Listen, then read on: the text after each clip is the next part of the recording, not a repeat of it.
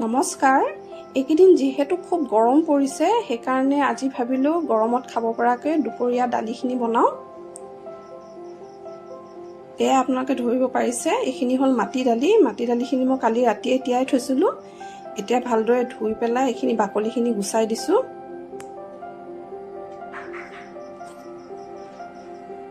আৰু এয়া এইখিনি ধোৱা হৈ গ'ল গোটেইখিনি।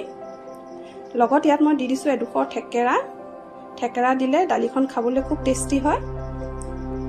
দালিখিনি এতিয়া মই ভালদৰে ধুই পিনে প্ৰেছাৰ কুকাৰত ভৰাই দিলোঁ আৰু কেইটামান চিটি অহাৰ পিছত মই প্ৰেছাৰটো অফ কৰি পিনে থৈ দিছোঁ। লগতে এয়া কাটি লৈছোঁ বিলাহী, পিঁয়াজ আৰু আদা নহৰু পেষ্ট। এইখিনি হৈ গ'ল, আমাৰ দালিখিনি বইল হৈ গ'ল। এয়া খুব ধুনীয়াকৈ বইল হৈছে দালিখিনি। এটা কেৰাহীত তেল গৰম হ'বলৈ দি তাত মই দি দিছোঁ পিঁয়াজখিনি।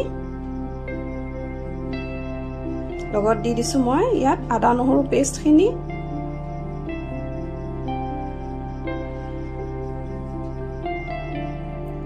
আৰু লগত ইয়াত দি দিছোঁ মই এতিয়া কুটি থোৱা বিলাহীখিনি।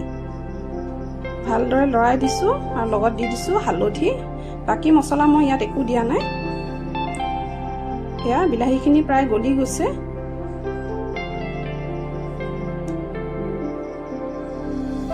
অলপ সময় ভজাৰ পিছত আমি এতিয়া আগতীয়াকৈ বইল কৰি থোৱা মাটি দালিখিনি ঢালি দিছোঁ। এয়া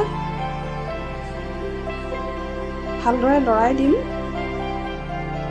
যাতে ভালদৰে গোটেইখিনি মিক্স হৈ যায়। ভালদৰে উতল আহিছে। অলপ সময়ৰ কাৰণে এয়া ঢাকোনখন মাৰি দিছোঁ। এয়া আমাৰ হৈ গ'ল মাটি দালিখিনি। এয়া খুব ধুনীয়া হৈছে, দেখিবলৈও খুব ধুনীয়া হৈছে আৰু খাবলৈও খুব ভাল হৈছিলে। এই দালিখন আমাৰ গৰমৰ দিনত আমাৰ শৰীৰৰ কাৰণে খুব ভাল। থেকেৰা দিয়া এই মাটি দালিখন মোৰ খুব প্ৰিয়। মই খুব ভাল পাওঁ এই দালিখন খাই।